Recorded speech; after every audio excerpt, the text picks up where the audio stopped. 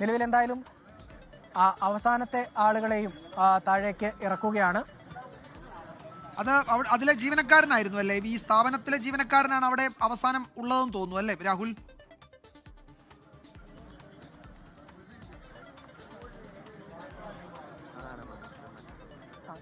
പേരാണ് ഉണ്ടായിരുന്നത് ആദ്യം ഇറക്കിയതായിരിക്കും.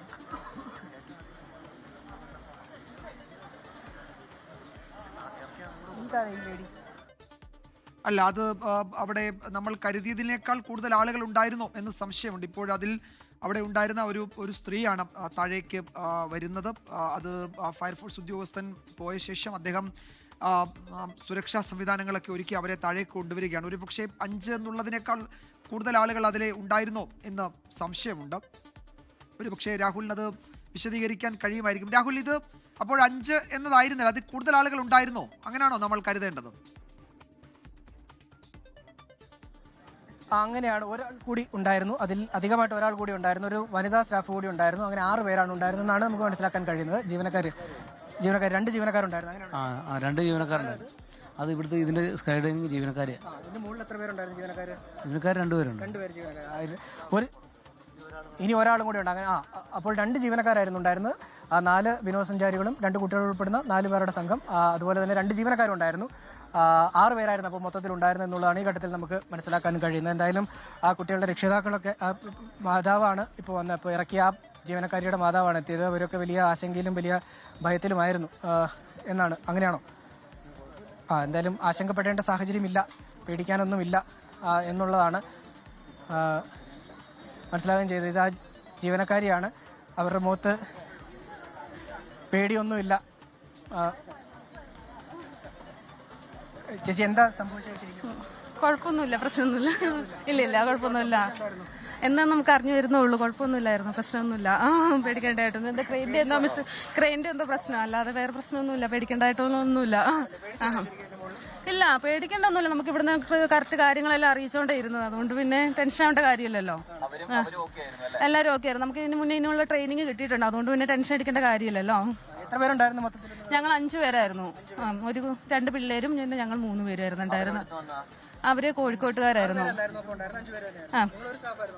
ഞാൻ ഒരാളായിരുന്നു ഉണ്ടായിരുന്നത്. അവരെല്ലാരും ഒരു കുടുംബത്തിലെ ആൾക്കാരായിരുന്നു. ശരി എന്നാ. എന്തായാലും വിജയകുമാർ, 6 പേരല്ല 5 പേര് തന്നെ ഉണ്ടായിരുന്നുള്ളൂ. ഈ ഒരു സ്റ്റാഫ് മാത്രമേ ഉണ്ടായിരുന്നുള്ളൂ.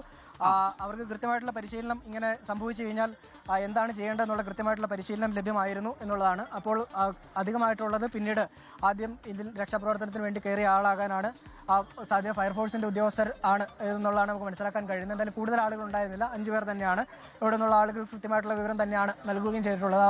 ആ ജീവനക്കാരി പറഞ്ഞ പോലെ തന്നെ ആശങ്കപ്പെടേണ്ടതോ അല്ലെങ്കിൽ പേടിക്കേണ്ടതുമായിട്ടുള്ള യാതൊരു സാഹചര്യവും ഉണ്ടായിരുന്നില്ല. അവർക്ക് കൃത്യമായിട്ടുള്ള കമ്മ്യൂണിക്കേഷൻ ലഭിച്ചിരുന്നു. അവർക്ക് പറഞ്ഞു കൊടുക്കേണ്ട കാര്യങ്ങൾ എന്താണ് എന്നുള്ള കാര്യങ്ങൾ നേരത്തെ തന്നെ ഇത്തരമൊരു സാഹചര്യം ഉണ്ടായാൽ എന്ത് നടപടിയാണ് കൈക്കൊള്ളേണ്ടത് എന്നുള്ള കൃത്യമായിട്ടുള്ള എന്ത് കാര്യമാണ് കൈക്കൊള്ളേണ്ടതെന്നുള്ള കൃത്യമായിട്ടുള്ള ഒരു പഠനം അവർക്ക് ലഭ്യമാക്കി നൽകിയിരുന്നു. അതുകൊണ്ട് തന്നെ ഈ ഒരു സാഹചര്യത്തെ മറികടക്കാൻ കഴിഞ്ഞു. പേടിക്കാനൊന്നുമില്ല, ധൈര്യത്തോടു കൂടി അവരിരുന്നു എന്നുള്ളതാണ് പറയുന്നത്. ഇപ്പോഴും ആ ജീവനക്കാരോട് സംസാരിക്കുമ്പോഴും കുറച്ച് ആളുകൾ അവരെ മനഃപൂർവ്വം പിടിച്ചു കൊണ്ടുപോകാനുള്ള ശ്രമം നടത്തി. നമ്മൾ അതിനിടയിലൂടെ ആണ് അവരുടെ പ്രതികരണം തേടിയതെന്നുള്ള കാര്യം കൂടി ഈ ഘട്ടത്തിൽ ചേർക്കുകയാണ്. എന്തായാലും ഇതിന്റെ പ്രതികരണം പുറത്തേക്ക് വരാതിരിക്കാൻ വേണ്ടിയുള്ള കൃത്യമായിട്ടുള്ള ഇടപെടൽ ഇവിടുത്തെ ജീവനക്കാരുടെ ഭാഗത്തുനിന്നും ഇതിന്റെ നടത്തിപ്പാറുടെ ഭാഗത്തുനിന്നും ഉണ്ടാകുന്നുണ്ട്.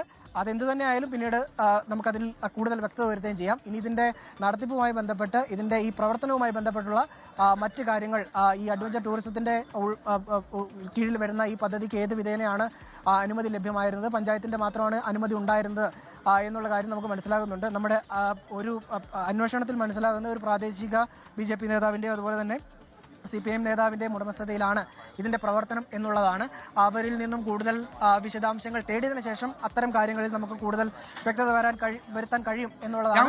ലോകത്തെവിടെയായാലും ഏത് സമയത്തും 24 വാർത്തകളും ഓഗ്മെന്റഡ് റിയാലിറ്റി പാക്കേജുകളും എക്സ്പ്ലെയിനറുകളും വിശദമായി കാണാൻ ഞങ്ങളുടെ YouTube ചാനൽ നിങ്ങൾക്ക് സബ്സ്ക്രൈബ് ചെയ്യാം.